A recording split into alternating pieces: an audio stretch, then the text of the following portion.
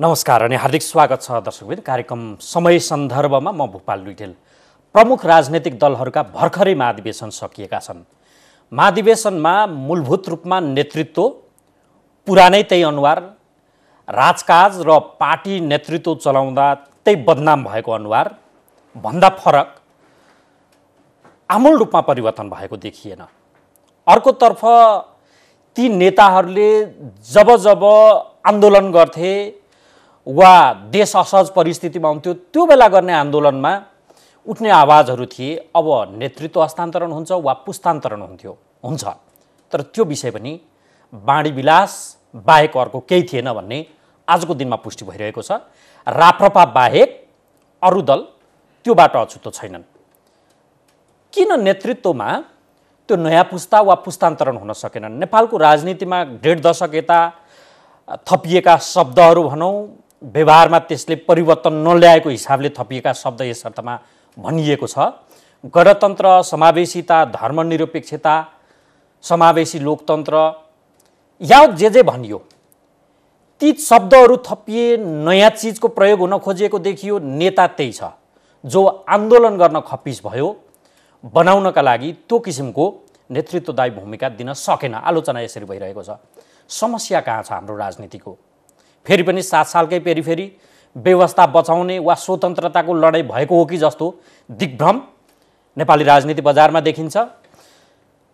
सरकार छ, सरकार जस्तै छैन। संसद छ, चलिरहेको छैन। अदालत छ, आन्दोलनको केन्द्र। बडो त्यहाँ रणमैदान हो कि जस्तो देखिन्छ। यो भइरहेको के हो? पुरानै नेतृत्वको निरन्तरताले भावी राजनीतिक कार्यदिशा कहाँ पुग्ला? यावत विषय केन्द्रमा राखेर आज हामी संवाद गर्दैछौँ। राजनीति शास्त्री प्राध्यापक कृष्ण खनालसँग स्वागत छ यहाँलाई। धन्यवाद बाबुजी। आराम हुन्छ? ठिक छ। धेरै कष्ट तपाईँलाई मिडियामा आउन अलिक अरुचि छैन? अरुचि भन्दा पनि अब के हो भनेदेखि मिडियाहरूमा प्रशस्त स्पेस छ होइन। अब त्यो सबैलाई भ्याउन सकिन्छ र पहिलो कुरा त्यो हो। दोस्रो, मेरो आफ्नो पनि केही समय हुन्छ, मलाई पनि केही कुरा भन्न मन लागिरहेको हुन्छ। जतिखेर पनि यो तपाईँले अहिले राजनीतिको बारेमा जे भन्नुभयो नि, म पनि त्यस्तै हुन्छु। तपाईँहरूले खोजेको बेलामा हरदम उपलब्ध हुने हो भनेदेखि मसँग केही हुँदैन। एउटै भाषण म पनि दिनको 10 पटक बजाइरहेको हुन्छु, हेर्नुहोस्। अनि त्यसपछि तपाईँले छोड्नुहुन्छ मलाई। त्यसकारण कुनै यस्तो होइन। अरू भन्छ के भन्छ यसमा अरुचि पनि होइन। तर मिडिया वा आम जनमानस जो विचार तपाईँको सुन्न चाहन्छ त्यसले चाहिँ धेरै धुइपताल गरेर तपाईँलाई खोजिँदो होइन। मैले तपाईँलाई भनिहालेँ नि के हो भन्दाखेरि अब अहिले नै भनौँ न, हामी कहाँ यस्तै न्युज टेलिभिजन च्यानल नै कति छन् भन्नुहोस् त। ती सबैको लागि मात्रै कुरा गर्दाखेरि पनि एकै दिन 5-7 वटा प्रोग्राम हुन सक्दछ। जसले गर्दा मसँग एउटा मान्छेको सीमा हुन्छ। मैले के कुरा भने या तपाईँ कहाँ आयो त्यो कुरा गर्यो, अर्को ठाउँ गयो त्यही दोहोऱ्यायो भनेपछि अहिले तपाईँले राजनीतिका बारेमा जसरी व्याख्या गर्नुभयो मेरो बारेमा पनि तपाईँले त्यसै गरी व्याख्या गर्नुपर्ने दिन आउँछ। खै ठिकै छ, हाम्रा लागि समय दिनु ठिकै छ। केही समयको केही अन्तरालमा मिडियासँग कुरा गर्नलाई मलाई रुचि नै लाग्छ। तर त्यो अन्तराल त तपाईँहरूलाई त थाहा हुँदैन नि त। खैर अब नि खनालज्यू, मूल पार्टीहरूको एउटा महाधिवेशन सकियो। त्यो महाधिवेशनमा नेतृत्वको हिसाबले नेता शीर्ष टाउको शिरको हिसाबले हेर्दा पुरानोको निरन्तरताभन्दा बाहेक देखिएन। भाषणबाजी, त्योभन्दा तलकाले हामी त्यहाँ पुग्छौँ या हाम्रो त्यो ठाउँ हो भन्छ, त्यो पनि कस्तो देखिँदो रहेछ भने चालु नेतृत्वको निगाहमा बसिदिने भन्दा बाहेक देखि के सन्देश तपाईँ यी मूलभूत रूपमा यी प्रमुख पार्टीको महाधिवेशन पछाडिको तपाईँले? भोपालजी, म कहिलेकाहीँ यसो हेर्छु कि अमेरिकाको राजनीति, अमेरिका स्वतन्त्र भयो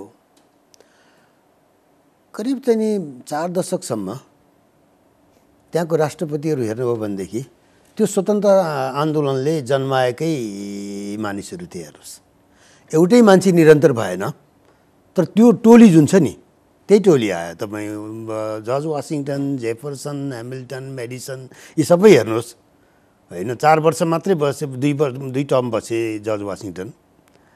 उनी एक प्रकारले आजीवन बस्नु भने पनि सक्थे। म 2 पटकभन्दा बढी बस्दिनँ भनेर उनले त्यो एउटा परम्परा सुरु गरेको थिए। बिचमा फेरि त्यो अलिकति भत्कियो। अर्को राष्ट्रपति अलिक गइसकेपछि पछि संविधानै उ गरेर 2 टर्मभन्दा बढ्दा कोही नहुने भनेर गरे। त्यसकारण हामीसँग पनि एउटा परिवर्तनको तपाईँले कुरा गर्दा कहिलेकाहीँ परिवर्तनको एकजनाको मात्रै देखिने अनुहार एउटा होला, अगाडि फ्रन्ट लाइनमा देखिने प्रमुख नेताको रूपमा एउटा अनुहार होला, तर त्यो एउटा सामूहिक काम पनि त हो नि। 7 सालको क्रान्तिको कुरा गर्नुहुन्छ तपाईँ भन्दाखेरि देखिने त्यो क्रान्तिको एउटा अग्रपङ्क्तिको टड्कारो अनुहार बिपी कोइराला थिए। तर बिपी कोइराला एक्लैको त काम त होइन नि त्यो। नेपाली काङ्ग्रेसले मात्रै निरन्तर शासन गरिरहेको हो भने त्यहाँ तपाईँको सूर्यकुमार शमशेर थिए, सूर्यप्रकाश उपाध्याय, गणेश मानसिंह थिए, कृष्णप्रसाद भट्टराई थिए।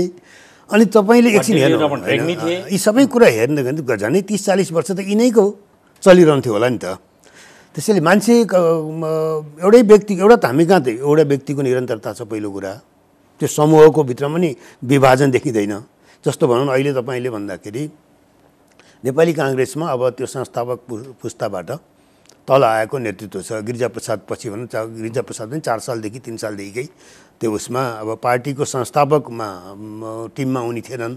तर आन्दोलनको कुरा, काङ्ग्रेसको आन्दोलनको कुरा गर्ने भने 2003 सालको विराटनगरको आन्दोलनदेखि नै उनी राजनीतिमा छन् होइन। गिरिजाप्रसाद पछि त्यो पुस्ता सक्यो। एक टर्म तपाईँको सुशील कोइराला आए। अब शेरबहादुर देउवामा आइपुग्दाखेरि एउटा नयाँ साँच्चै नयाँ पुस्ता आइपुग्यो जो चाहिँ नि तपाईँको पञ्चायत पछि निस्किएको र 46 तिरको पुस्ता आयो भनौँ न। पञ्चायत पछिको 17 साल पछि राजनीतिमा भर्खर प्रवेश गरेको होइन। त्यतिखेर पढ्दै गरेका भर्खरका युवाहरू थिए यिनीहरू होइन। अझ स्कुल कलेजमै भर्खर गर्दै गरेका 26-27 सालको एउटा उसमा अथवा भन्यो भने नेपाल विद्यार्थी सङ्घको आन्दोलनको एउटा चाहिँ नि जमात हो यो। त्यसमा अब अरू पनि थिए होला, कोही दायाँ बायाँ लागे, कोही पाखा लागे। अब शेरबहादुर बसे, अलिकति उनी सँगसँगै त्यही समयको हुँ भनेर आउने रामचन्द्र पौडेल थियो, उनी पछि परे। यो देखिन्छ। अब एउटै मान्छेको मलाई के लाग्दछ मान्छे आउनुभन्दा पनि पुस्तान्तरण अथवा हस्तान्तरण जे भने पनि हाम्रो समस्या कहाँनिर छ भन्दाखेरि हाम्रो दलहरूमा प्रतिस्पर्धा छैन। दलभित्र नेतृत्वको प्रतिस्पर्धा छैन। यो अहिले जति पनि चुनाव हुन्छ त्यो प्रतिस्पर्धा हुनका लागि सदस्यतादेखि नै प्रतिस्पर्धा हुनुपर्दछ कि खुलापन त्यहाँ हुनुपर्दछ। प्रतिनिधि आउने बेलादेखि तपाईँ सबै आफूले आफ्नो अनुकूलको मान्छे छानेर ल्याइसकेपछि त्यो प्रतिस्पर्धा के भयो र? जस्तो भनौँ न काङ्ग्रेसमा अनौठो अभ्यास देखिन खोजेको थियो नि। होइन तपाईँ यसको पछाडि तपाईँ देउवा विरुद्ध अरू जसको चुनौती थियो अरू पनि अन्तमा मैले भन्न खोजेको कुरा पहिले जस्तो नेपाली काङ्ग्रेसको सदस्यता कसरी वितरण हुन्छ हेर्नुहोस्। सभापति छन् शेरबहादुर देउवाले ठुलो भाग लिइदिन्छन् हेर्नुहोस्। यहाँ त यो ठाउँ चाहिँ छोडिदिनु, यो ठाउँ छोडिदिनु, ल यो ठाउँलाई काठमाडौँ आयो, ल यो प्रकाश माले भनेको छोडिदिउँ, यस्तै गरेर त्यो भागभन्डा हुँदै जान्छ हेर्नुहोस्। त्यसमा अनि कसको भागमा कति पर्छ त्यसको बिचको प्रतिस्पर्धा हो। त्यो प्रतिस्पर्धा रिजल्ट त्यसै थाहा छ नि त। 90-95% नेताको थाहा भइसक्यो होइन, त्यो करिब त्यही थाहा हुन्छ। जस्तो अहिले पनि देखियो, तपाईँले देख्नुभयो भने सायद यो अहिले अब चुनाव हुन थालिसकेपछि, सदस्यहरूको पनि चुनाव हुन थालिसकेपछि अहिलेको पटक हेर्दाखेरि जुन तपाईँको एउटा आफ्ना मानिसहरूको मजबुतीको साथ शेरबहादुर देउवा आएका छन् नि, यसरी कोही पनि योभन्दा अगाडिको सभापतिमा आएको थिएन। तर अब दुईजना मान्छेको परिवर्तनले गर्दाखेरि अब हामी पनि के भने काङ्ग्रेसमा चाहिँ एउटा नयाँ किसिमको आयो भनेर भन्न पर्ने। मैले आफैले पनि लेखेँ कि लोकप्रिय नेतृत्वको उदय भनेर। अब गगन थापा र विश्व प्रकाशको चाहिँ विजयलाई लिएर होइन। ती साँच्चै लोकप्रिय कुन अर्थमा भनिएको हो भन्दाखेरि ती तपाईँको कुनै समूह, हरेक समूहको भोट लिएर आइपुगे कि आफू उनीहरू जुन समूहबाट चुनाव लडेका थिए त्यसको समूहको भरमा भएदेखि त विश्वप्रकाश धेरै पछाडि पर्थे। गगन पनि दोस्रोमा चुनाव जित्ने सम्भावना हुँदैन थियो होला, शेरबहादुर देउवाकै समूहले जित्नु पर्थ्यो होला होइन। तर के भने उनीहरू क्रस उसबाट विभिन्न समूहको सबैतिरको भोट तान्दै लोकप्रियताको आधार त्यो हो। खालि मैले जोड्न खोजेको कुरा के भने जस्तो कम्युनिस्ट पार्टीमा पनि आखिर कन्ट्रोल त सधैँ छ होइन। अब त्यहाँ कति समूहगत कन्ट्रोल छ थाहा छैन, कति अहिलेकै भएको जस्तो माओवादीकोमा प्रचण्डकोले प्रत्यक्ष नियन्त्रण कति गर्छन् सदस्यता वितरणमा। अब त्यो टिम सेलेक्सनमा त 100% नियन्त्रण देखि नै हाल्यो। तर त्यहाँ आएका महाधिवेशन प्रतिनिधि भनेर जो पहिला राष्ट्रिय सम्मेलन प्रतिनिधि भनेर आएका थिए ती प्रतिनिधिहरू आउने त्यो प्रतिनिधित्वको चाहिँ नि संरचना कस्तो छ त्यसको म भित्र गएर हेर्न सकेको छैन मैले।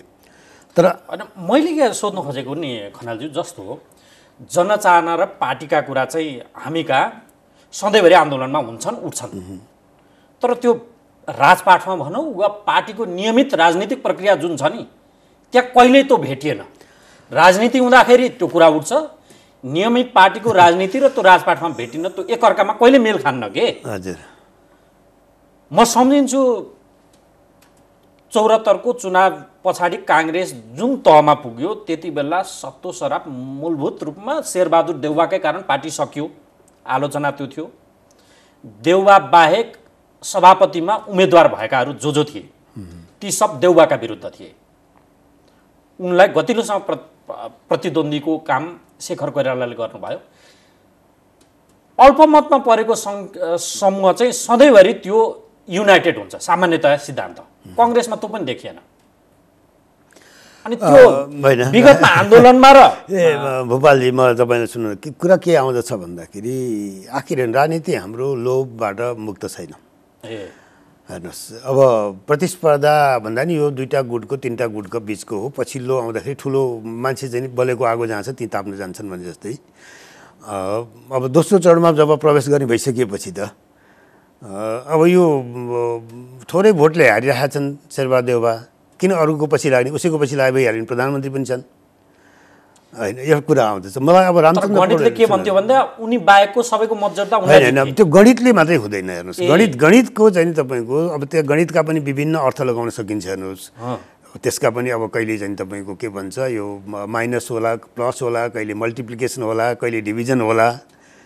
कुनै रिजल्टमा पुग्नलाई तपाईँलाई गणितको सूत्रलाई कहाँ प्रयोग गर्ने, डिभाइड गर्ने कि मल्टिप्लाई गर्ने कि यी धेरै कुरामा त्यसको योगफल चाहिँ नि त्यसको आधार निर्धारण हुन्छ नि त। विभाजनमा तपाईँ जानु भने एउटा योगफल निस्केला होइन, तपाईँ यो चाहिँ नि के भन्छ जोडमा जानु भने अर्को योगफल निस्केला। त्यसका यी कुराहरू आउँछ। खालि अब योभन्दा यी कुराहरू अब अलि आउँछ। मैले तपाईँलाई भन्न खोजेको कुरा म अझ आउँछु। मैले जुन कुरा उठाउन खोजेको नि नेपालको राजनीति अभ्यासै भएको छैन। मैले तपाईँलाई त्यो प्रश्न पार्न पनि बाँकी छ। किन भन्दाखेरि जस्तो आखिर हामी खुला राजनीतिक प्रणालीमा छौँ। हेर्नु, जे जस्तो भए पनि हामी एक प्रकारको खुला राजनीतिक प्रणालीमा छौँ। खुला राजनीतिक प्रणाली भनेको पार्टीहरू पनि को सङ्गठन संरचना पनि खुला हुनुपर्दछ।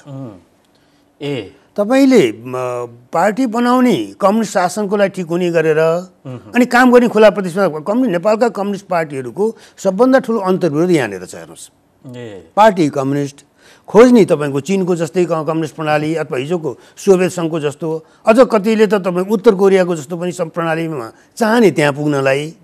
अनि काम गर्नु परेको छ खुला राजनीतिक प्रणालीमा। हेर्नुहोस्, अनि सत्ताको भागभण्डा गर्नु परेको छ संसदीय प्रणालीमा। यी मेल नखाने कुराहरू हुने। हेर्नुहोस्, त्यसो कम्तीमा पनि यदि तपाईँले प्रतिस्पर्धात्मक बहुदलीय राजनीति स्वीकार गरेको हो भनेदेखि त्यसले अपेक्षा गरे अनुसारको पार्टी संरचना पनि बनाउनुपर्छ। एउटा त्यो सदस्यता वितरणदेखि यो कुरा सुरु हुन्छ। हाम्रो सबभन्दा समस्या यिनीहरू छ होइन। दोस्रो तपाईँको अब काङ्ग्रेस त खुला यही प्रणालीकै लागि नै बोकेर आएको पार्टी हो नि त। त्यसमा पनि के भइदियो भने प्रतिस्पर्धा किन छैन भन्दाखेरि प्रतिस्पर्धा भनेको व्यक्तिको मात्रै कुरा होइन। हेर्नुहोस्, त्यहाँ कार्यक्रमको पनि छ, सिद्धान्तको प्रतिस्पर्धा होइन काङ्ग्रेसभित्र। काङ्ग्रेस एउटा समान सिद्धान्तमा आस्था राख्ने मानिसहरूको सङ्गठन हो नि त। ठिक हो। त्यहाँ गएर तपाईँको शेखर कोइराला, रामचन्द्र पौडेल या तपाईँको चाहिँ प्रकाश मानसिंह, शेरबहादुर देउवाको अलग अलग सिद्धान्त होइन, काबिलताको मात्र एउटा सिद्धान्त। त्यो सिद्धान्तभित्र नेतृत्व दिने क्षमताको प्रतिस्पर्धा हुनुपर्ने हो। त्यो नेतृत्वको क्षमता हुँदा उसले लिने नीतिको कुरा व्याख्या त फरक हुनसक्छ नि त। काङ्ग्रेसले भनेको लोकतन्त्रको कुरा, लोकतन्त्रको व्याख्या फरक हुन सक्दछ। त्यो व्याख्या तपाईँको व्यक्ति पछि फरक हुन सक्दछ। काङ्ग्रेसमा हुने बित्तिकै सबैको एउटै व्याख्या हो भने अर्थै हुँदैन त्यसको। हेर्नुहोस्, प्रतिस्पर्धा त्यहाँनिर हुनुपर्ने हो। अब भइदियो के भन्दाखेरि होइन यसपालि केही पनि हुँदैन है, कुनै विचार बहस हुँदैन भने ढोका थुन्दै। हेर्नुहोस्, प्रतिस्पर्धा तपाईँको व्याख्यामा हुनुपर्दछ। अब काङ्ग्रेसले अपनाउने जस्तो एकछिनलाई भने नेपालका सबै पार्टी राष्ट्रियताको कुरा गर्छन् होइन। राष्ट्रियताको बारेमा त कसैको असहमति छैन होला नि त, तर राष्ट्रियताको व्याख्या गर्ने शैली फरक हुन सक्दछ, त्यसका कन्टेन्टहरू फरक हुन सक्दछ। त्यो कन्टेन्टको प्रतिस्पर्धा हुनुपर्छ। जस्तो तपाईँलाई म सम्झाउँ, अब तपाईँ त अब धेरै सानो हुनुहुन्थ्यो होला, हुनुहुन्थ्यो कि अब त जन्म पनि भएको थियो कि थिएन, म विद्यार्थी नै थिएँ। यहाँ तपाईँको महेन्द्रले राष्ट्रियता भनेको माटो हो भनेर भन्थे 17 सालपछि पञ्चायत ल्याएपछि। बिपी कोइराला त्यतिखेर जेलबाट छुटिसक्नु भयो, इन्डिया गएपछि होइन माटो होइन, राष्ट्रियता भने जनता हो। भावना दुवैले राष्ट्रियताको कुरा गरे होइन जनता। तपाईँ हामीले म मात्र होइन, मेरा बाउ बाजे र भोलि मेरा सन्तान दरसन्तान यही मुलुकभित्र हित छ भन्ने भावनासँग राष्ट्रियता जोडिन्छ। जनता बाहेकको राष्ट्रियता जोडिन्छ। माटोसँग होइन त माटो त के अर्थ भयो र भनेर उहाँले व्याख्या गर्न थाल्नुभयो। कुरा अब भनौँ एकछिनको व्याख्या, त्यस कारण राष्ट्रियताकै पनि व्याख्या कुन बेलामा कसरी गर्ने। अहिले तपाईँको समाजवाद उन्मुख उसमा छ भनेर संविधानले समाजवाद उन्मुख भन्छन्। त्यो समाजवादको व्याख्या शेरबहादुर देउवा र शेखर कोइरालाको फरक हुनसक्छ, अथवा तपाईँका त्यो अरू प्रतिस्पर्धी जति छन् नि त्यहाँको नेतृत्वको मैले प्रतिस्पर्धा भनेको अनुहारको प्रतिस्पर्धा होइन कि, प्रतिस्पर्धा भनेको विचारको त्यो दृष्टिकोणहरू फरक हुन सक्छन्। एउटै विचारभित्र आबद्ध भए पनि त्यसको व्याख्या गर्ने, त्यसलाई हेर्ने दृष्टिकोण, त्यसको समय सन्दर्भहरू फरक हुन्छन्। हिजो ठिक मानिएको कुरा आज बेठिक पनि हुन सक्दछ। त्यसैले त्यो खालको मैले खोजेको भनेको प्रतिस्पर्धा त्यो हो। अर्को कुरा तपाईँले जुन उठाउनु पनि यो परिवर्तन भएन खबरदार हामी यसमा पुग्छौँ हो, हलुका कुरा, यो चाहिँ नि एब्स्ट्र्याक्ट कुरा गर्न सजिलो छ। हेर्नुहोस्, सधैँ समाजवादको नारा दिन, सधैँ लोकतन्त्र या प्रजातन्त्र खतरामा छ भनेर नारा दिन, सधैँ राष्ट्रियता खतरामा छ भनेर नारा दिन अत्यन्त सजिलो छ। त्यसले व्याख्या खोज्दैन। जब तपाईँले नीतिमा राजनीतिमा लालचताको कुरा, माइनोरिटी सधैँ पनि युनिटी हुन्छ भन्ने एउटा सामान्यतया मान्यता त्यो छ। त्यसका विपरीत काङ्ग्रेसमा नेतृत्व चुनिएको देखियो। एउटा इलेक्सन पछाडिको दोस्रो तहको निर्वाचन हुँदा त्यो माइनोरिटी युनिटी हुन्छ कि भन्ने थियो, त्यो पनि देखिएन। कम्युनिस्टको त के कुरा गरौँ, माओवादी र एमालेको त घोषणा सभा जस्तो भयो, घोषणा गरिदिएर टुङ्ग्याइदिने, ताली पड्काउने भन्दा बाहेक भएन। तिनीहरूको आन्दोलनका बेला वा पार्टीभित्र जति बेला अन्तरसङ्घर्ष भन्छन् उनीहरू, त्यो बेला सुनिँदा चाहिँ नेतृत्व अब क्याप्चर, नेतृत्वमा अब हामी, त्यो के गर्छ भित्रभित्र फेरि घुसघुस गरेर भन्दा त्यही चालु नेतृत्वको चाकडी भनौँ, त्यो निगाह प्राप्त गर्न खोज्छ, तीबाट बढुवा भएर मात्रै उत्तराधिकारी बन्न खोज्छ कि। यो समस्या किन छ? त्यही प्रतिस्पर्धाकै अभाव हो। हेर्नुहोस्, प्रतिस्पर्धाकै अभाव हो। अब तपाईँले भनेको कम्युनिस्ट पार्टीमा म धेरै तपाईँको नकारात्मक धारणा पनि राख्दिनँ।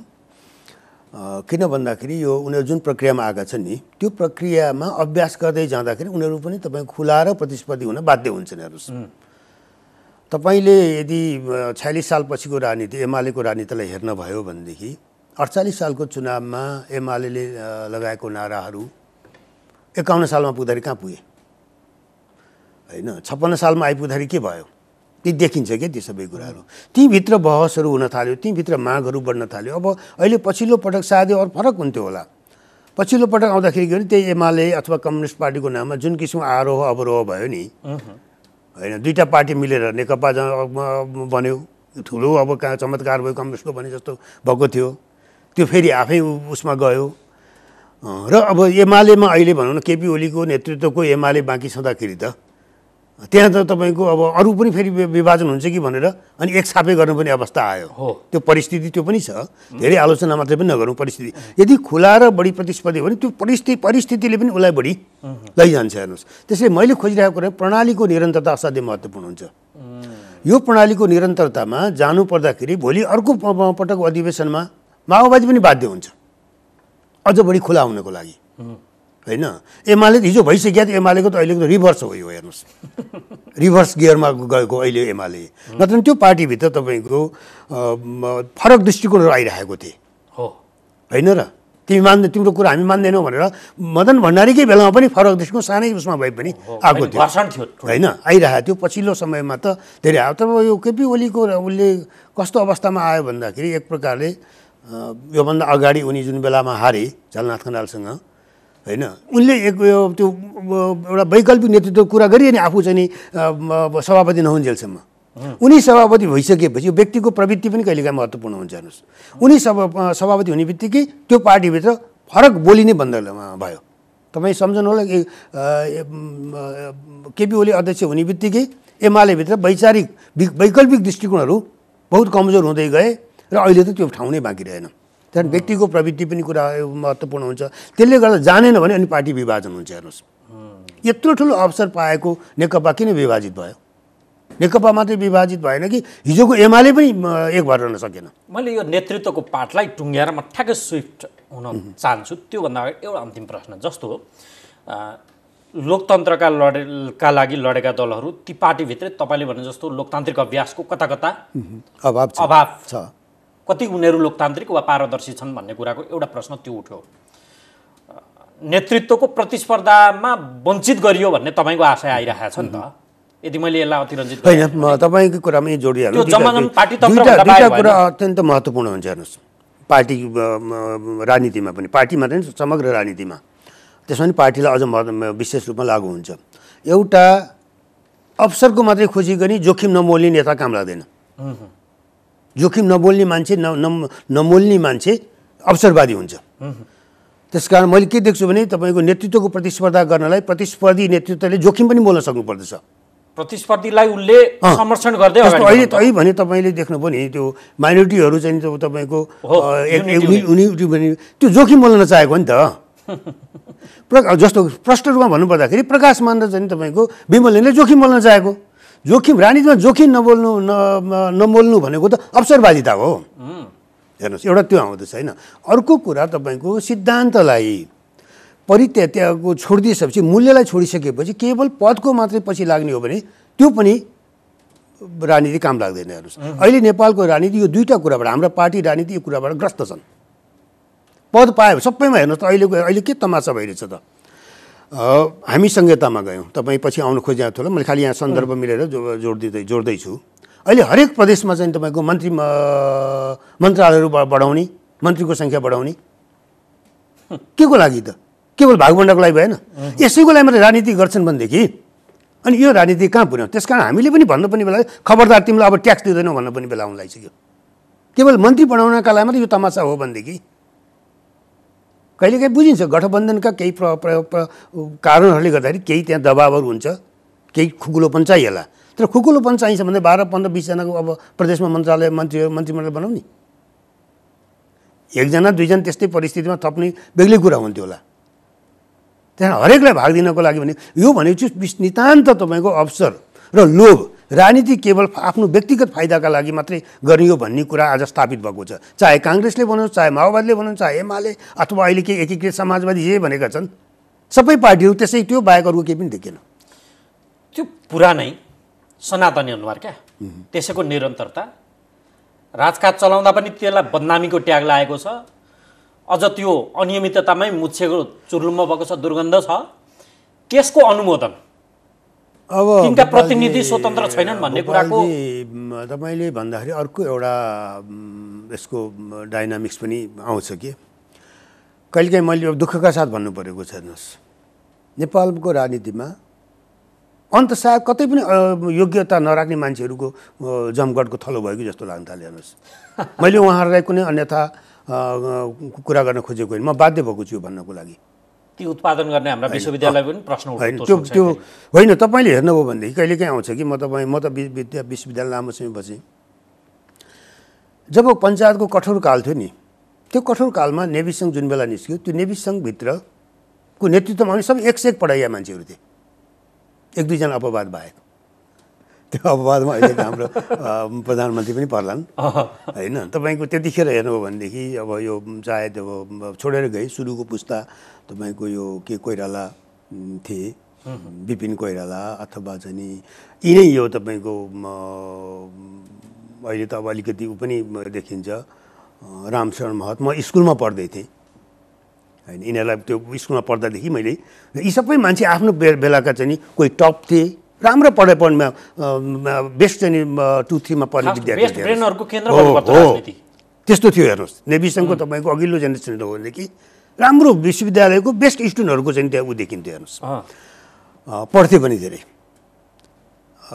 यो 36 सालपछि जन्म सङ्ग्रहपछि यो पढ्ने परम्परा नेभी सङ्घमा जान थाल्यो। नेभी सङ्घको पछिल्लो नेतृत्व हेर्नु भने पढाइयाहरूको नेतृत्व त्यहाँ देखिँदैन। हेर्नुहोस्, अखिलमा अलिकति त्यो आउनु थाल्यो फेरि। हेर्नुहोस्, पढ्ने अहिले त्यो अखिलमा पनि अब छैन। माओवादी त तपाईँको पढ्नु पर्दैन, यो कहाँ जनतासँग सिक्ने भनेर चिनको चाहिँ नि सशस्त्र क्रान्तिको चाहिँ नि कपी गर्दै लागेका, किताब फ्याँकेर आन्दोलनमा लाग्ने भनेर ट्रेन गरेका मान्छे ती पनि पछि क्याम्पमा बसेपछि, शान्तिपुर क्याम्पमा बसेर यसरी जाँदिन थालेका उदाहरणहरू तपाईँहरूको जस्तै सञ्चार माध्यमले धेरैले लिएर आयो बाहिर। भनेपछि त्यो पढ्ने संस्कृति पनि एउटा कुरा आउँदछ। एउटा त अहिले त आज पढ्ने संस्कृति होइन, आज बजारले हरेक कुरा हामी युज एन्ड थ्रोमा पुगेका छौँ। मान्छे पनि आज युज एन्ड थ्रोमा गयो। त्यस कारण पार्टीभित्र किन एउटाले युज एन्ड थ्रो गरिदिन्छ हेर्नुहोस्। अनि तपाईँले भने जस्तो जब अट्दैनन् अनि नअटेपछि ठाउँ पाउँदैनन् अनि कोही छुटेर अर्कै गुट बनाएको हुन्छ, कसैले छुट्टै पार्टी बनाउँछन्। त्यस कारण यो सबैतिर कहीँ कतै अर्को उद्यमशीलता गर्न सक्ने अर्को व्यवसाय जस्तो भनौँ न, तपाईँले राजनीति गरिसके यत्रो ठुलो राजनीतिमा नेपालको कुनै पनि राजनीति देख्नुहुन्छ जसले समाजसेवामा राजनीतिपछि आफ्नो जीवन अर्पण गरेको कोही मान्छे पाउनुहुन्छ? नेल्सन मण्डेला त्यत्रो लामो समय जेल बिताए, त्यत्रो सङ्घर्ष गरे, एक कार्यकाल राष्ट्रपति भएर म बस्दिनँ भनेर छोड्दै हिँडे, गरे के त्यसपछि बाँचुन्जेल तपाईँको अब यो अफ्रिका त एचआइभी एड्स पीडित चाहिँ क्षेत्र पनि हो। एचआइभी एड्स पीडितहरूका लागि उनले मिसन छुट्टै एउटा प्रोजेक्ट चलाएर बसे, आफै हेर्थे रे। त्यसमा काम गर्ने केही डाक्टर नेपाली डाक्टर पनि थिए। तीमध्ये केही मान्छे केही डाक्टरलाई मैले 2-4जनालाई भेटेको पनि थिएँ। यसरी काम भएको छ भनेर म त्यो अहिले पछिल्लो कार्यकालमा उसको नेतृत्वबाट असाध्यै प्रभावित छु म नेल्सन मण्डेलाको। होइन, मैले लेखेँ तपाईँको एकताका कि किन यो शेरबहादुर सधैँ चाहिँ प्रधानमन्त्री हुने राष्ट्रपति हुने, यत्रो ठुलो तपाईँको छाउ प्रथाको चाहिँ भोगेको छ, त्यही सुदूरपश्चिमले त्यही क्षेत्रको नेतृत्व गरेर आएका मान्छे छन्। अब मलाई पुग्यो म त्यो चाहिँ यो समस्या निवारण गर्छु भनेर किन जान्न हुने? यत्रो ठुलो कोभिडको चाहिँ महामारी भयो, कुनै एकजना नेता निस्क्यो जसले चाहिँ भयो मलाई राजनीति होइन, मलाई यो मानिसहरूको एउटा सामाजिक चेतना बढाएर जीवन बचाउँछु भनेर निस्कने? खालि तपाईँको खोपको मात्रै कुरा गरेर हुन्छ र यससँग जोडिएको? त्यसैले जस्तै त्यही भारतको स्वतन्त्रतापछि त्यत्रा मानिसहरू थिए, कयौँले छोडिदिएर सामाजिक उसमा लागे। जयप्रकाश नारायण समाजसेवामा लागे, राजनीति छोडिदिए। तपाईँको चाहिँ नि त्यो के विनोबा भावे लागे, त्यसरी थुप्रै 101 मानिसहरू लागे नि त। गान्धीले कहिले त्यो पदको चाहिँ नि के सत्ताको राजनीति नै गरेनन्। त्यस कारण हाम्रोमा एकजना मान्छे कोही निस्कन सकेन। जस्तो कृष्णप्रसाद भट्टराई हामीले त्यहाँ एउटा सन्त नेता भन्छौँ, तर उहाँले पनि दुर्भाग्य, मलाई दुःख लाग्छ भन्नु पर्दाखेरि उहाँले पनि समाजसेवाको काम त केही पनि गर्नु भएन नि त। त्यहाँ आश्रम त बन्यो एउटा, बाँकी समय उहाँले पनि त एउटा म यो क्षेत्रमा उहाँले एउटा काम गर्नुभएको थियो। हेर्नुहोस्, मलाई त्यो फाइलै देखाउनु भएको छ, मसँग कुरा भएको थियो। उहाँले छात्रवृत्ति केही चाहिँ उहाँले त्यो प्रधानमन्त्रीबाट निस्किसकेपछि कति सालतिर 52-53 सालतिर उहाँले एउटा छात्रवृत्तिको स्थापना गर्नु 25-26 लाखको। मैले सोधेँ, किसिमले यत्रो पैसा कहाँबाट आयो तपाईँसँग? तपाईँ त त्यतिखेर 10,000 पनि थियो कि थिएन प्रधानमन्त्रीको, 1 वर्ष प्रधानमन्त्री हुनुभयो, प्रधानमन्त्रीको सबै तल सुविधा राख्यो भने यति पुग्दैन, कहाँबाट आयो? तपाईँले यो जनताले प्रश्न सोध्यो, ए बाबु यो हेर्नुहोस् यो हामीले पञ्चायत फाल्यौँ, संस्कार फाल्न सकेनौँ भनेर भन्नुहुन्थ्यो कि। आज हामी पनि तपाईँको जे गरे राणा फाल्यो, राणा शासन फाल्यो त राणाको संस्कार बोक्यो, पञ्चायत फाल्यो पञ्चायतको संस्कार बोक्यो। हाम्रो दुर्भाग्य यहाँ यो कुराहरूमा हामी खास अर्थमा राजनीति तन्त्र छैन। त्यसैले राजनीतिमा के भइदिरहेछ भन्दाखेरि नाराबाजी राजनीति भयो, मुद्दामा भएन। मुद्दा मुद्दाले पोलिसी माग्छ। हेर्नुहोस्, खै अब तपाईँ त्यहीँ आउनुभयो, जस्तो सार चाहिँ अयोग्यहरूको जमघटको थलो भयो भने तपाईँलाई घरिघरि चित्त होइन। तपाईँ पोलिसी बनाउनलाई त तपाईँको योग्यता चाहिन्छ नि, होइन र? अब पोलिसीको कुरा गर्नलाई तपाईँ एकछिन म तपाईँलाई एउटा उदाहरण दिन्छु। अब अगाडिका ठुलै चर्चा भएका प्रधानमन्त्री केपी ओली प्रधानमन्त्री हुनुभन्दा अगाडि दौडेर उहाँ रसुवागढी पुगे। अब यही डाँडाकाँडाबाट रेल दौडिन्छ भनेर भाषण गरे तपाईँहरूकै मिडियामा। मैले मिडियाबाट टेलिभिजनमा कुन चाहिँ टेलिभिजन च्यानलमा हेरेको हो, हेर्नुहोस्। अनि हाँसो उठ्यो, कुरा त ठिकै हो, राम्रै हो। त त्यहाँबाट रेल दौडाउनको लागि हामीसँग कति इन्जिनियर छ, हामीसँग कुनै म्यान पावर छैन। अर्काले बनाएर कुरो तपाईँलाई यो टेबलमा ल्याइदिएर राखिदियो भनेदेखि त अनि उद्घाटन गर्न रिबन काट्न गएर देश बन्छ।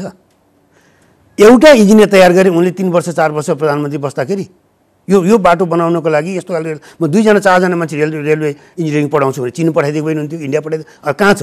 हामी यस्तो ठाउँको रेलवेको कुरा गर्छौँ, संसारको one of the most difficult टेरियनको रेलको कुरा गर्दै छौँ। हेर्नुहोस्, अनि हावामा कुरा गरेर हुन्छ र? म अघि आउँदाखेरि तपाईँकै गाडीको त्यो चालक भाइले के भन्यो भन्दा मोनोरेलको कुरा गरेँ कि। अनि कोही जान्छन् बाहिर मोनोरेल पनि देखा होला नि, तलको सबवे रेल पनि देखा होला, सबै देखा होला।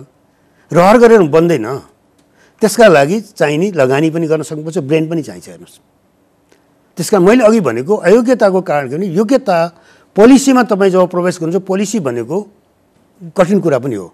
त्यो तयार गर्नलाई तपाईँसँग तपाईँको चाहिँ एउटा योग्यताको त्यसले माग गर्दछ। अब नेतृत्वको निरन्तरता र हामीले अभ्यास गरिरहेको व्यवस्थाका प्रति मूलभूत रूपमा त्यो 63 पछाडिको थपिएका केही शब्दावली, व्यवहारमा त लागु नभएको हिसाबले शब्दावली धेरैलाई तितो र नमिठो टर्रै लाग्ला। तथापि गणतन्त्र शब्द थपियो, लोकतान्त्रिक गणतन्त्र अझ धर्मनिरपेक्षता शब्द थपियो, समावेशिता थपियो, सङ्घीयता थपियो। यी नेताका प्रति जो नेतृत्व गरिरहेका छन् र अहिले पार्टीका सदस्यहरूले अनुमोदन गरिरहेका छन्, फेरि कसरी भन्ने कुराको तपाईँले त्यसको संरचना अघि बताइ पनि दिइसक्नु भएको छ। अनुमोदन त गरे, उनीहरूले व्यवस्था परिवर्तनका लागि लडाइँ लडे, ज्यानलाई हत्केलामा हालेर आन्दोलन गरे, परिवर्तन गरिदिए। त्यस पछाडि फेरि नेतृत्व विकासको यसो प्रक्रियाहरू भने हाम्रा ठुल्ठुला आन्दोलन क्रान्ति नै चाहिँदो रहेछ। त्यसपछि ६३तिर छाएका नेताहरू अब पुग्लान् कि भन्ने आशा देखिन्छ। ती गगन होलान्, योगेश होला, रामकुमारी होलान् या अरू कोही विश्वप्रकाश होलान्। खास रूपमा लाद्ने तहमा, निर्णय लाद्ने तहमा पुरानैको निरन्तरता छ। ओकालत गरेका छौँ गणतन्त्रको, धर्मनिरपेक्षताको, समावेशिताको, सङ्घीयताको। फरक के त? यो तपाईँले बहुत कठिन प्रश्न उठाउनु भयो। कठिन यस अर्थमा कि शब्द परिवर्तन सजिलो छ। यी शब्द परिवर्तनका कतिपय आन्दोलनका क्रममा म आफू पनि संलग्न भएको व्यक्ति हुँ। तर अहिले यी कुराहरू हेर्दाखेरि आफैमाथि पनि के गरिएछ भनेर प्रश्न उठ्छ कि आफैमाथि पनि प्रश्न उठ्छ। मलाई के लाग्छ नि, म तपाईँलाई एउटा भनौँ, हामी नागरिक आन्दोलनको समय बानेश्वरको चोकमा कुरा गर्दै थियौँ। एउटा सानो कार्यक्रम थियो, म बोल्दै थिएँ।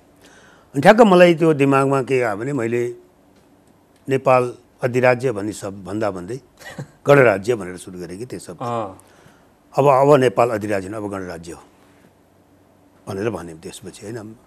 अनि मेरो त्यो भनाइको पछाडि केही, अब म राजनीतिशास्त्र पढेको पनि व्यक्ति हुँ। अधिराज्य र गणराज्यको शाब्दिक भिन्नता, त्यसका अर्थसहितको भिन्नता मलाई थाहा छ।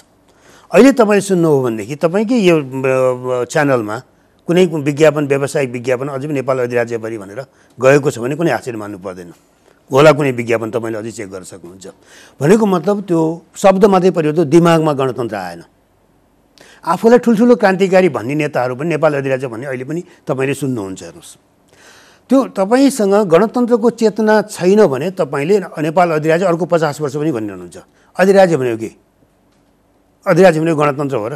जसको दिमागमा गणतन्त्र छैन उसले सधैँ नेपाल अधिराज्य भनिरहन्छ। त्यसकारण यो भित्रदेखि नै एउटा संस्कारमा पनि आउनुपर्दछ, सोचाइमा परिवर्तन आउनुपर्दछ। लोकतन्त्र भन्दैमा मात्र हामीले बहुत सोच विचार गरेर लोकतन्त्र शब्द प्रयोग गरेको थियौँ ६२-६३को आन्दोलनमा आइपुग्दाखेरि। प्रजातन्त्रलाई हामीले छोडेकै हो। प्रजातन्त्र भन्दाखेरि राजासहितको प्रणालीको चाहिँ आशय दिने भयो भनेर त्यसलाई हटाउनका लागि हामीले लोकतन्त्र भन्यौँ।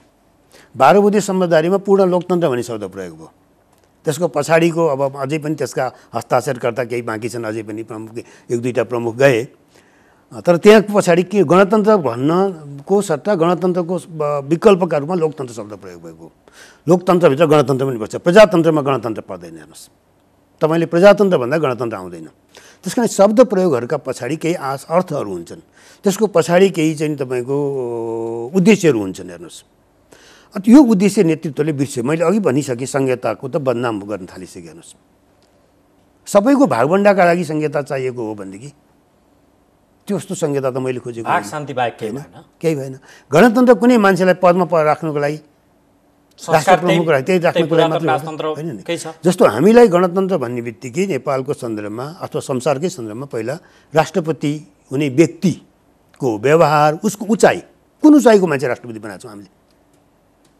गणतन्त्रको उचाइ के यो देशमा गणतन्त्रको उचाइ बोक्न सक्ने मान्छे कोही पनि थिएन। पार्टीको झोला बोक्ने मान्छेको बाहेक अर्को पनि गणतन्त्र राष्ट्रपति बन्न सक्दैन यो देशको। त्यस कारण म त्यो अहिले भनेको मैले दुःखका साथ भन्नुपर्छ कि गणतन्त्र नबुझेका मान्छेहरूले गणतन्त्रको राष्ट्रपति बनाउनु भयो। कुन दिन गणतन्त्रको एक शब्द पाउनुहुन्छ, एक वाक्य पाउनुहुन्छ? गणतन्त्र राष्ट्रपति हुने मान्छेहरूले गणतन्त्रको बारेमा एक वाक्य बोलेको पाउनुहुन्छ हिजोका दिनमा?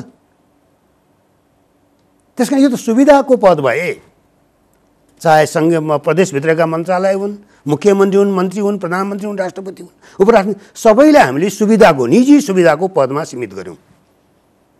त्यति भइसकेपछि अनि यो राजनीतिको तमासा बाहेक के बाँकी रहन्छ र के कुरा गर्ने? उहाँहरूको कुरा नि स्वयं तपाईँहरू पनि नागरिक आन्दोलन भनेर पुस 5 पछाडि म सम्झिन्छु यो 77को नागरिक आन्दोलनको रूपमा तपाईँहरू पनि घनघोर रूपमा हिँड्नुभयो। ती अगुवाहरू जसले व्यवस्था परिवर्तनका लागि लडाइँ लडे, आजको दिनमा तपाईँ स्वयं र तपाईँहरू जस्ता बुद्धिजीवीले लगाएको आरोप मान्ने हो भने अयोग्यहरूको केन्द्र राजनीति यदि बन्दिएको हो भने यो 7 साल होइन हामी 78 मा छौँ, न यो 46 48 हो, न 62 63 हो, 78 मा छौँ। तर 78 को अवस्था 7 सँग तुलना गरेर आन्दोलन हुन थाल्यो क्या? व्यवस्था बचाउँ होइन, त्यो त म तपाईँलाई अर्को पनि आउँछ यसको भूपाल। स्वयं तिनीहरू स्वयं गरिरहेको छ त्यसो भए? अब हामी स्वयं हो, स्वयं बाहेक अब यो के भयो भन्दाखेरि अलिकति भनौँ तपाईँको यो अडियन्स श्रोताहरूलाई पनि एउटा गलत सन्देश जान सक्दछ हामी के कुरा गर्दैछौँ, अलमलको मात्रै कुरा गरेछौँ भनेर। यी अलमलहरू हुन्छ। मैले अघि भनेको कुरा एउटा नेतृत्वको ठुलो जिम्मेवारी हुन्छ। हेर्नुहोस्, उसको त्यो चेतनाको स्तर चाहियो। आफूले गरेको परिवर्तनका प्रतिलाई आत्मसात गर्ने, त्यसलाई संस्कारमा आफ्नो संस्कारमा बदल्न सक्ने त्यो चेतना नेतृत्वमा भएन। हेर्नुहोस्, त्यो चेतना बोकेका मानिसहरू पार्टीमा कम भएको होइन। काङ्ग्रेसमा पनि छन् त्यो चेतना बोकेका मान्छे, एमालेमा पनि छन्, माओवादीमा पनि छन्, अरू दलहरूमा पनि छन्, नभएको होइन। तर भैदोमाथिबाट के भन्दाखेरि तपाईँको त्यो नेतृत्व प्रतिस्पर्धी हुन नसक्दाखेरि, जस्तो भनौँ न एकछिनको लागि भनौँ, गणतन्त्रमा पनि ठिक, राजतन्त्रमा पनि ठिक, ज्ञानेन्द्र शासनमा पनि ठिक, अहिलेको प्रधानमन्त्रीकै कुरा गरौँ न, शेरबहादुर देउवा सबैमा ठिक, सबैमा ठिक भएका मान्छे होइन त। ज्ञानेन्द्रको कालमा पनि त गोर्खाली राजाबाट न्याय पाएँ भनेर दौडेर गएका पनि प्रधानमन्त्री हुन्। 2 पटक लात हानेर निकालिदिए ज्ञानेन्द्रले आफैले त नालायक भनेर। अनि अहिले आन्दोलनमा पनि कुनै भनेपछि हामीले के गर्यौँ भन्दाखेरि हामीसँग स्टक नभएको होइन, कसैको मोनोपोली भयो राजनीति। हेर्नुहोस्, त्यसलाई ब्रेक गर्न सकेन। अघि मैले जोखिम भने, मैले गगनहरूलाई पनि भने तिमीले जोखिम बोक्न सकिरहेको छैनौ, जोखिम बोल्न सकिरहेको छैनौ। च्यालेन्ज गर्नुपर्छ नेताहरूलाई। कहिले पालो आउँछ? 60 वर्ष 70 वर्षपछि पालो आउँछ। त्यही पार्टीको तिमीले मानेकै पार्टीको नेता होइन बिपी कोइराला, जसले 30 वर्ष नपुग्दैमा आफ्नो लिडरसिप इस्टाब्लिस गरिसकेको थिए। त्यस कारण लिडरसिपमा आउने मान्छे, सम्भावना बोकेको मान्छे 40 ननाग्दैमा आउन सक्नुपर्दछ कि। यत्रो ठुलो परिवर्तन भयो 62-63 को नेपालको आन्दोलन। 62-63 आन्दोलन संसारमा देखाउन लागेको एउटा विश्व श्रेणीको आन्दोलन हो। त्यो सामान्य आन्दोलन थिएन। त्यो आन्दोलनको अग्रपङ्क्तिमा काङ्ग्रेसका केही मानिसहरू थिए, एमालेका केही मानिसहरू थिए। तर ती सबैलाई तल पाखा लगाएर तिनका टाउकामा थिचेर को नेतृत्वमा आयो त? समस्या थियो। हो, समस्या थियो। त्यसमा एजेन्डाले नेतृत्व व्यक्तिले होइन, इतिहासले होइन, बोकेको एजेन्डाले नेतृत्व निर्माण गर्ने हो। यो अहिलेको हामी त्यो ठाउँमा हो। अहिले के हामी सायद मैले यो भन्दाखेरि नेपालको अवस्थामा मैले अलिकति अगाडि अलि चाँडो कुरा गरिरहेछु कि जस्तो पनि लाग्छ मान्छेलाई। तर के हो भने यो आजै अभ्यास गर्नुपर्दछ। आजैदेखि अभ्यास गर्नु। भोलि चाहिँ नेपाल पुरा विकसित भएपछि समाज विकसित गर्छु भन्दाखेरि धेरै ढिलो हुन्छ। आजैदेखि नै पार्टी इमान्दारी छ भनेदेखि काङ्ग्रेसले पनि आजैदेखि एजेन्डा केन्द्रित नेतृत्व चाहिन्छ। हामीलाई एजेन्डा बिना नेता चाहिँदैन। अनुहार हामीलाई कसैको हेर्नु छैन भन्न सक्नुपर्छ। यी युवाहरूले आउनुपर्छ, टेबल ठटाएर जोखिम बोक्नुपर्छ। त्यसका लागि संरचनात्मक के गर्छ त? चाहिन्छ त। अर्को होइन, फालिदिनुपर्छ अहिलेको संरचना। यिनले काङ्ग्रेसभित्रको संरचना फालेर अर्को काङ्ग्रेस आफैभित्र निर्माण गर्न सक्नुपर्दछ। यदि त्यो खालको गट्स, त्यो खालको जोखिम बोल्ने हो भनेदेखि त्यहाँभित्र सम्भावना बोकेको मानिसहरू छन् पार्टीहरूमा। हेर्नुहोस्, अब नि अर्को कुरा के हुन्छ भने कहिलेकाहीँ हेर्नुहोस् नेता फेज आउट हुन्छन्। प्रचण्ड फेज आउट भइसक्यो। अब यो अन्तिम समय हो, मैले 1 वर्ष भनेर हारगुहार गरेर हुन्छ र फेज उनको ठुलो क्षमता 62-63 को त्यो भनौँ माओवादीको त्यो आन्दोलन निर्माण गर्ने र शान्ति प्रक्रियामा मुलुकमा लगेर एउटा उसमा चाहिँ उनले सेटल गर्न सके, एउटा सेफ ल्यान्डिङ गर्न सके। त्यो पनि एउटा अनरेबल भनौँ न, सम्मानजनक सेफ ल्यान्डिङ हो। त्यो पूर्ण विजय उनको थिएन। तर पछिल्लो चरणमा आउँदाखेरि उनी प्रधानमन्त्री पनि भए, सबभन्दा ठुलो पार्टी पनि बन्यो उनले नेतृत्व गरेको पार्टी संविधान सभामा। तर त्यतिखेरको सबै हेऱ्यो भनेदेखि पछिको व्यवस्थापनका लागि उनी सायद उपयुक्त रहेनछन्। अब 3टा कुरा जस्तो एउटा म यसभन्दा अर्को आउँछु, मलाई अर्को पनि जोड्ने। यो किन कहिलेकाहीँ फेज आउट किन हुन्छ भन्दाखेरि एकछिन तपाईँसँग चीनको त्यत्रो ठुलो आन्दोलन क्रान्तिको नेतृत्व माओले गरे, तर चीनलाई उनले प्रशासनको रूपमा रूपान्तरण गरेनन्। उनको कार्यकालमा चाउएनलाईले गरे, धेरै किसिमबाट जाउँला। पछिल्लो चीनको आजको चीनको रूपान्तरण त देङ सियाओपिङकोमा आयो। त्यस कारण फेज आउट हुन्छन् नेताहरू समय। अब म ती जोडेर अहिलेको जिगज्याकलाई आजको दिन संसद छ, चल्दैन, चलेकै छैन। सरकार छ जस्तो छैन, अदालत छ, अदालत जस्तो छैन, आन्दोलनको केन्द्र जस्तो छ। यी तमासा यो चाहिँ तपाईँले भने जस्तो जताततै फिट भएको नेतृत्व छन् जो टेस्टेड भइसक्यो, त्यो देउबा होला या ओली होलान् या प्रचण्ड होलान्, यिनका कारण यो जिगज्याग सिर्जना भयो, अरू खास कारण छ त अब कि त्यसैको? होइन, यसभित्र दुई तिनवटा कुराहरू सँगै आउँदैछ। हेर्नुहोस्, एउटा यो जिगज्यागको मेन चाहिँ तपाईँको राजनीति भनेको मियो हो, त्यसले ओभरअल डिरेक्सन दिन्छ होइन। हामी कहिलेकाहीँ राजनीति भनेको तपाईँको मास्टर साइन्स पनि भन्छौँ कि यो चाहिँ यो ऊ हो, ड्राइभिङ सिटमा चाहिँ उसमा हुन्छ, स्टियरिङ यसको हातमा हुन्छ। गाडी त तपाईँका विभिन्न पार्ट पुर्जाहरू विभिन्न यसका चाहिँ अङ्ग प्रत्यङ्गहरू हुन्छन्, तर त्यसलाई चाहिँ नि सबै जतिसुकै राम्रो भए पनि यदि त्यो स्टियरिङ गतिसँग गयो भने त्यसले काहीँ तपाईँलाई गन्तव्यमा पुर्याउन सक्दैन। आजको एउटा समस्या त्यहाँनिर छ, पोलिटिक्सले कसैलाई पनि इन्सपायर गर्न सक्ने खालको भएन कि यो जिगज्यागको कारण आस्था नै बाँकी रहेन। फेज आउट भएको नेतृत्व यो जिगज्यागको कारण। नेतृत्वले के दिन सक्नुपर्छ? न्यायपालिकाको नेतृत्वको अन्तर्गत हुँदैन न्यायपालिका, उसको आफ्नै चाहिँ बाटो हुन्छ। तर उसले के इन्सपायर गर्छ भने होइन मुलुकलाई बाटो यसरी दिइरहेको छ है भनेर तपाईँको उसले गर्ने निर्णयहरू पनि, अदालतले गर्ने निर्णयहरू पनि त्यो मुलुकको पोलिटिकल कोर्सलाई, जनताको भावनालाई हेरेको हुन्छ। तपाईँको अहिले मलाई लाग्छ यो पुनर्स्थापना भयो नि संसदको होइन, त्यो पुनर्स्थापना दुई पटक भयो क्यारे पुनर्स्थापना होइन, किन भयो होला? त्यो संविधान हेरेर मात्रै भएको छैन, भावना पनि होला, भावना पनि छ। त्यस कारण एउटा देखिरहेको जनभावना भन्दा पर जान गाह्रो हुन्छ हरेक संस्थालाई। त्यो जनभावनाको प्रतित्व गर्न पर्ने सधैँभरि पोलिटिकल लिडरसिपले हो। तपाईँ हामी त कहिलेकाहीँ आवश्यक पर्दाखेरि कुनै त्यस्तै बेलामा अत्यन्त भनौँ न आवश्यक पर्दाखेरि मात्रै सडकमा निस्किने हो। अनि मैले छोट्याउन चाहेको जस्तो हो जताततै फिट भएको नेतृत्व भनेर अघि तपाईँले एउटा प्रतिनिधि उदाहरण दिनुभएको छ देउबाको, त्यो प्रचण्डमा पनि लागु होला या ओलीजीमा पनि लागु होला। त्योसँग म लिङ्केज गर्दैछु अहिलेको झिकझ्याक। अब हामीले जति आलोचना गरेर जतिसुकै सत्तो सराप गरे पनि त्यो 5 वर्ष परिवर्तन हुनेवाला छैन। अपवादमा विशेष महाधिवेशन भएर यदि हटो भने बाहेक त त्यो त छाप लागिसक्यो। यो जिगज्याग समस्या हो या अरू कारण हो त? किनकि यही बेला रविन्द्र मिश्रजीको एउटा एजेन्डा आइरहेको छ, उता हृदय त्रिपाठीजी संविधान संशोधन गर्नु पर्यो भनेर पत्र लेख्नु भएको छ, राप्रपाको एक खालको तर्क छ, जिगज्याग त छ। यही जिगज्यागको बेला यी सबै कुराहरू आउँछन् हेर्नु, कुनै कुरा भएर यो नेतृत्वले कार्यदिशा दिन्छ। अब मलाई के लाग्दछ भने यी कुराहरूको एउटा प्रक्रिया, हामीले जुन प्रक्रियामा छौँ नि, हामी एउटा संविधानको प्रक्रियामा छौँ। ठिक बेठिक यसले चाहिँ धेरै ठाउँहरू दिएको छ। हेर्नुहोस्, संविधानमा जे जति व्यवस्था छन् सबै ठिक छन्, अकाट्य छन् भन्ने कुरा पनि होइन, तर यसले एउटा बाटो दिएको छ। त्यो बाटोभित्र तपाईँ हरेक किसिमको परिवर्तन गर्न सक्नुहुन्छ। त्यसको लागि जनतालाई परिचालन गर्न सकिन्छ, जनमत बोक्न सकिन्छ होइन। अब म खालि तपाईँलाई कहाँनिर जो म के कुरामा आशावादी छु भन्दाखेरि मलाई अहिलेको यो जम्मै सेटिङमा मलाई विश्वास छैन। हेर्नुहोस्, अहिलेको स्टकमाथि विश्वास छैन। ओके होइन, तपाईँ अहिले मैले नाम लिइरहेका कतिपय युवाहरूको पनि यी पनि विचारहरू यिनीहरूसँग पनि बहुत थोरै समय मात्रै बाँकी छ। हेर्नुहोस्, ओके, अब धेरै आशा गर्ने ठाउँ पनि म देख्दिनँ। तर कहाँनिर हो भने यो प्रक्रिया नबिथोलियोस्। अस्ति सडकमा जानु पऱ्यो कारण यो प्रक्रिया बिथोलिन लाग्यो, फेरि बिथोल्न लाग्यो भने मात्रै गएको। हेर्नुहोस्, यो प्रक्रियाभित्र चलिरहिसकेपछि यो छिटो चलाऊ भनेपछि म यसले 5 वर्ष पुरा गर्नुपर्छ यो संसद भनेपछि होइन, चाँडो चुनाव गर्नुपर्छ। हेर्नुहोस्, अब चुनावको लागि तपाईँको हिसाबको माधव नेपाल हिसाब किताब गर्दैछन्, प्रचण्ड हिसाब किताब गर्दै, यी सबैको हिसाब किताबबाट हामी सबैलाई धरोटीमा राख्यो। चाँडो चुनाव गऱ्यो भने यी सबै रविन्द्र मिश्र ती फैसला हुन्छ, राप्रपाको ती फैसला हुन्छ, तपाईँको हृदय त्रिपाठीको ती फैसला हुन्छ, फैसला हुँदै जान्छ।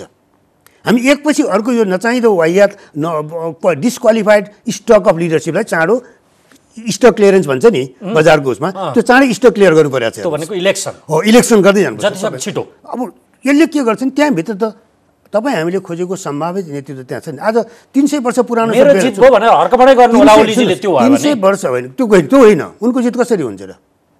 चुनाव चाहेको थिएँ भन्ने होला। उनले मात्रै चुनाव त सबैले चाहिरहेको छ, हामीले पनि चाहिरहेको छ, तर उनले गलत रूपबाट आफ्नै ढङ्गको चुनाव गर्नु खोजी, त्यसलाई पो ब्रेक गर्न खोजेको हो त। अब एउटा कुरा म उदाहरण दिन्छु। 300-400 वर्ष इतिहास बोकेको बेलायतको पार्टी छ कन्जर्भेटिभ पार्टी। त्यो पार्टीमा 40 वर्ष नभएको मान्छे डेभिड क्यामेरुन जस्तो नेता कसरी आइपुग्छ होला? मैले भनेको तपाईँको एजेन्डाको कुरा, ट्रान्सप्यारेन्सीको कुरा, कम्पिटिसनको कुरा त्यस अर्थमा लाग्छ। हेर्नुहोस्, प्रतिस्पर्धी नेतृत्व हो, त्यहाँ त 300 वर्ष पुरानो नेता खोज्न जानु पर्ने त्यसपछि त होइन। त्यसै कारण यो सम्भावना नेपाली काङ्ग्रेसभित्र छन्, थुप्रै पोटेन्सियल युवाहरू छन्, यो सम्भावना थुप्रै माओवादीभित्र थुप्रै जस्ता पोटेन्सियल मान्छे, तर यो सबै पानी जमेर बस्यो। त्यसको निकास चुनाव हो। यो छिटो तपाईँ हामीले सोचेको जस्तो नेतृत्व नभए चुनाव भएन, फरक पर्दैन। प्रणाली चाहिँ अवधि यो नरहे पनि फरक पर्दैन। निकास छिटो चाहिन्छ। 3 वर्ष 4 वर्ष। अब सम्भवतः हामी गलत रूपबाट जस्तो संविधानले प्रतिनिधि सभा विघटन गर्ने बाटो दिएको छैन, जबरजस्ती गरेको हो नि त अस्ति त उसले। तर यहाँ बाटो भन्नु पार्टीहरूले सल्लाह गरेर आपसमा होइन यसै त चल्दैन, नयाँ चुनावमा जाने बेला अब भने गर्नु न तपाईँको संकल्प प्रस्ताव अब निकासै त्यही हो। यो कार्यदिशा यो नेतृत्व अब त 5 वर्ष होइन उनीहरूले सक्यो भने अर्को 1 वर्ष थपेर पनि सकिन्छ। यो चुनावै नहेरिकन खान पाएपछि पनि खान्छन् हेर्नुहोस्। हस्, महत्त्वपूर्ण समय संवादका लागि धन्यवाद भूपालजी। अब तपाईँसँग कुरा रमाइलो होला थाहा छैन, तर हामी तपाईँले सोचेको कुनै उसमा पुग्न राजनीतिमा टुङ्गो तत्कालै हुँदैन। राजनीति एउटा निरन्तर चलिने प्रक्रिया हो। यो प्रक्रियालाई बन्द गर्नु हुँदैन भन्ने मात्रै मलाई लाग्छ। आज तपाईँसँग कुरामा एउटा दिन खोजेको एउटा मेरो चाहिँ नि सन्देश त्यही हो। हस्, धन्यवाद। आदरणीय दर्शकहरू, कार्यक्रमको निर्धारित समय सक्यो। आज हामीले प्राध्यापक कृष्ण खनालसँग, उहाँ राजनीतिशास्त्री, नेपालको गाँठो परेको यो राजनीतिको खास निचोडमा निकास के हुन सक्छ यसैलाई केन्द्रित गऱ्यौँ। पुरानै नेतृत्वको निरन्तरता, क्रमभङ्गता नहुने, फेरि निकासको कुरा गर्ने, अलिक असन्तुलन मिलेको हो कि जस्तो लाग्छ देखिँदा। निकास के थियो, के हो, त्यही खोज्ने प्रयत्न गऱ्यौँ। अर्को अङ्कमा फेरि तपाईँ हाम्रो भेट हुने नै छ। हामीलाई आजलाई बिदा दिनुहोस्। नमस्कार।